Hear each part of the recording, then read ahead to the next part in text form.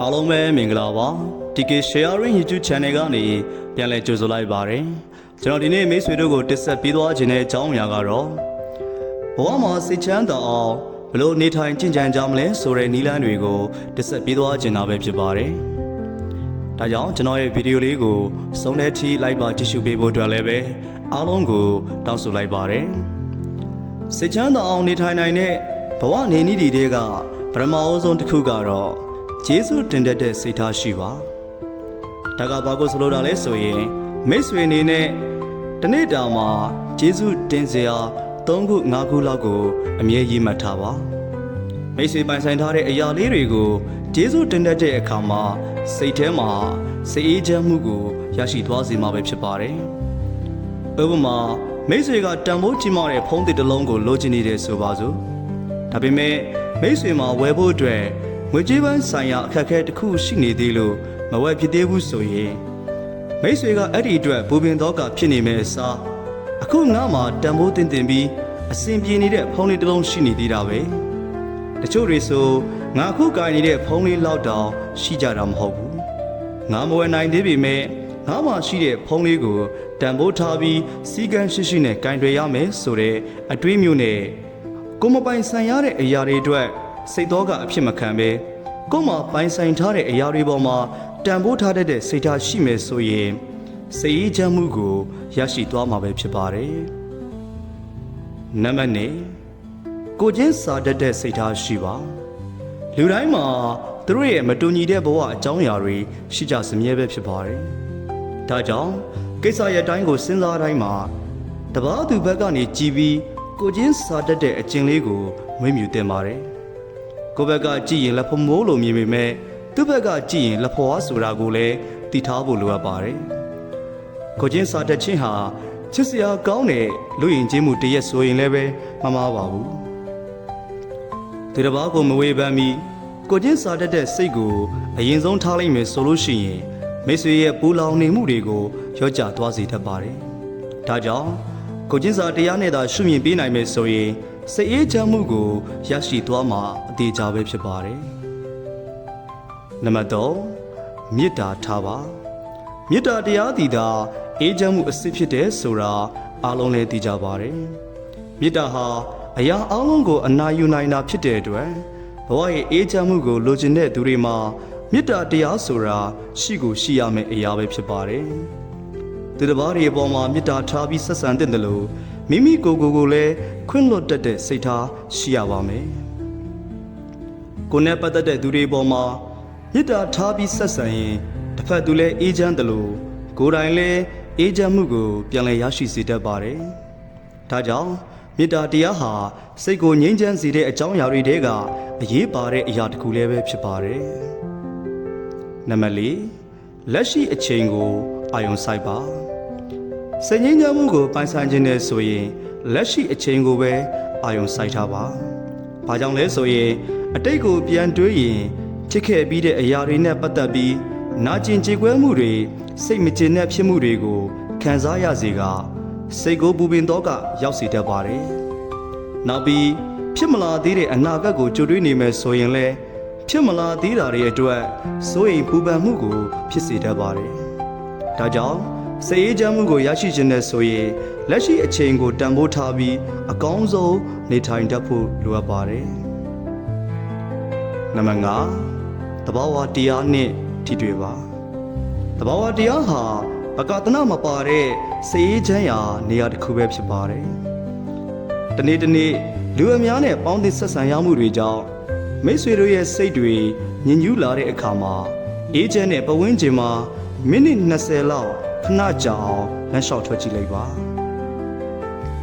ဒါမှမဟုတ်မနက်ခင်းနေအောင်ကြီးရဲ့အောက်မှာထိုင်ပြီးတဘာဝလေးကိုအဝရှုသွင်းလိုက်တာမျိုးတွေကိုလုပ်ကြည့်ပါအဲ့ဒီအခါတဘာဝတရားရဲ့အေးချမ်းမှုကနေမိတ်ဆွေရဲ့စိတ်ကိုပြန်လည်လန်းဆန်းသက်သာလာစေမှာပဲဖြစ်ပါတယ်နံပါတ်6ကိုလက်လှုပ်ရှားမှုပုံမှန်ပြုလုပ်ပါကိုကျမ်းမာမှစိတ်ချမ်းသာ၏ဆိုတဲ့စကားအတိုင်းပဲကိုကျမ်းမာဖို့အတွက်ယောဂလေ့ကျင့်တာတွေလမ်းလျှောက်တာ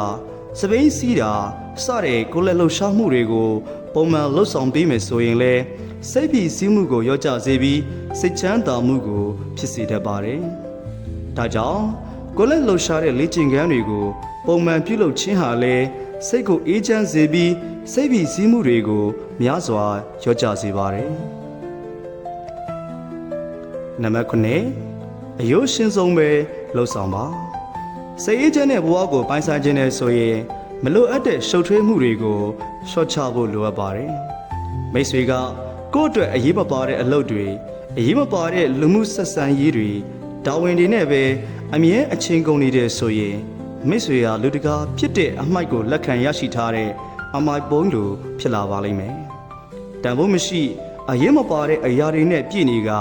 မိတ်ဆွေရဲ့စိတ်ကိုပုံမရှုပ်ထွေးသွားစေတတ်ပါတယ်။ဒါကြောင့်မိတ်ဆွေအတွက်အမှန်တကယ်မလိုအပ်တဲ့ပစ္စည်းတွေမလိုအပ်တဲ့ဆက်ဆံရေးတွေမလိုလားအပ်တဲ့တာဝန်တွေကိုရှော့ချဖို့လိုအပ်ပါတယ်။ရုပ်ရှင်တဲ့ဘဝကပိုပြီးတော့စိတ်ချမ်းသာရာရစေတတ်ပါတယ်။နံပါတ်၈အေးအေးဝဝအိပ်ပါညဘက်မှာအေးအေးဝဝအိပ်ဆက်ခြင်းဟာစိတ်ချမ်းသာရေးအတွက်အရန်အရေးကြီးပါတယ်။နှစ်ချိုက်စွာအပြည့်အဝအိပ်ဆက်ပြီးနိုးလာတဲ့အခါမိတ်ဆွေရဲ့စိတ်ဟာလည်းကြည်လင်ပြီးအေးချမ်းမှုကိုရရှိစေမှာပဲဖြစ်ပါတယ်။ဒါကြောင့်ညဘက်တွေမှာအိပ်ချိန်ဟာအနည်းဆုံး9နာရီတော့ရှိသင့်ပါတယ်။လုံလောက်စွာအိပ်ဆက်ခြင်းဟာနောက်တစ်နေ့အတွက်မိတ်ဆွေရဲ့စိတ်ကိုလန်းဆန်းမှုအပြည့်နဲ့နှုတ်ထလာစေမှာပဲဖြစ်ပါတယ်။နံပါတ်9ဝါသနာပါရကိုလုပ်ပါလူအများစုဟာဝါသနာနဲ့လောက်ကင်နေရတဲ့အလုပ်ဟာထပ်တူမကြကြပါဘူးကိုဝါသနာပါရကိုလုပ်နေရရင်လူတိုင်းလူပျော်ရွှင်တတ်ကြပါတယ်ဒါကြောင့်ဝမ်းရည်ကိုဦးစားပေးနေရတာမို့လုပ်တဲ့အလုပ်ကိုလုပ်နေရပေမဲ့လည်းကိုယ့်ရဲ့ပျော်ရွှင်စေတဲ့ဝါသနာပါတဲ့အရာလေးတွေကိုလည်းနေ့စဉ်အချိန်ပေးပြီးလှုပ်ဆောင်ပေးပါဥပမာစာဖတ်တာဂီတနားထောင်တာမကြည်ဆွဲတာစတဲ့ဝါသနာပါရလေးတွေကိုလှုပ်ဆောင်ခြင်းဟာလေစိတ်ကိုပျော်ရွှင်လာစေသလိုနေထိုင်ရတဲ့ဘဝဟာလည်းပိုပြီးတော့အရသာရှိလာစေပါတယ်။နောက်ဆုံးနံပါတ်10ကတော့တပားသူကိုကူညီပါတပားသူကူညီတဲ့ခြင်းဟာကောင်းမွန်တဲ့ဇယိုက်လက္ခဏာတစ်ခုပဲဖြစ်ပါတယ်။ကိုတက်နိုင်တဲ့လောက်တပားသူကိုကူညီပေးခြင်းဟာ